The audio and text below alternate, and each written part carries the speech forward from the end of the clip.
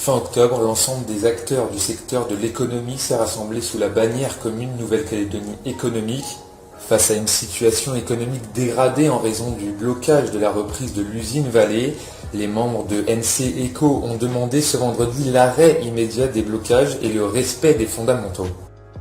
Depuis le début des événements que l'on connaît en Calédonie, toutes les actions que l'on a pu entreprendre, des communiqués de presse, des conférences de presse, des manifestations devant l'Ossaria, défilés dans la rue, on se rend compte que autant nos responsables politiques que l'État n'ont pas l'air de réaliser l'état catastrophique dans lequel se trouve l'économie calédonienne. Et aujourd'hui, nous voulons passer à un autre cap à travers une campagne de communication pour sensibiliser l'opinion publique.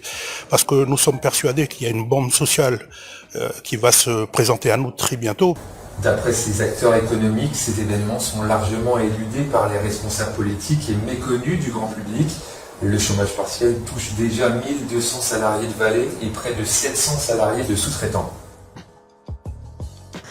Tous les sous-traitants de Vallée ont eu leur contrat suspendu depuis plus de 2 mois et demi maintenant. Donc ça veut dire contrat suspendu, ça veut dire perte énorme de chiffre d'affaires et soudain. Et qu'il faut qu'on se retourne avec le personnel qu'on a pour pouvoir les occuper ailleurs, pour être prêt à redémarrer en cas de besoin par le client. Vallée NC et la SLN représentent plus de 100 milliards de retombées économiques pour le pays et un soutien à de nombreux projets de développement local.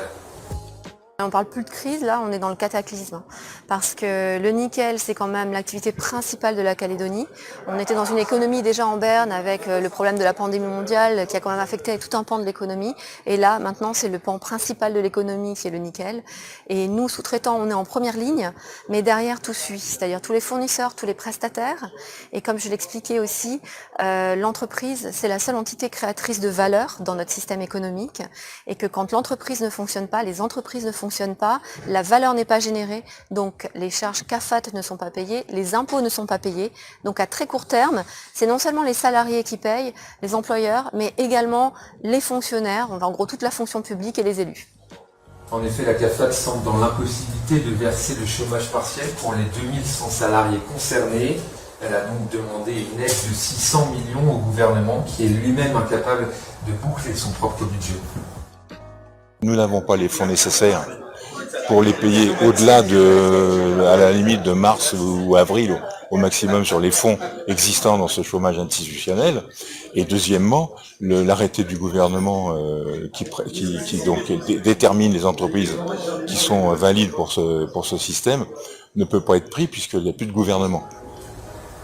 Pour faire prendre conscience des conséquences de ces blocages, NC Eco a décidé de lancer une campagne digitale de communication vers le grand public. Elle s'appuie sur des témoignages de salariés, de sous-traitants et d'entreprises impactées indirectement.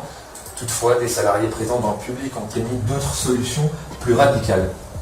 Demain, s'il faut, tous les entreprises qui ont des machines, nous on a fait, 26 jours.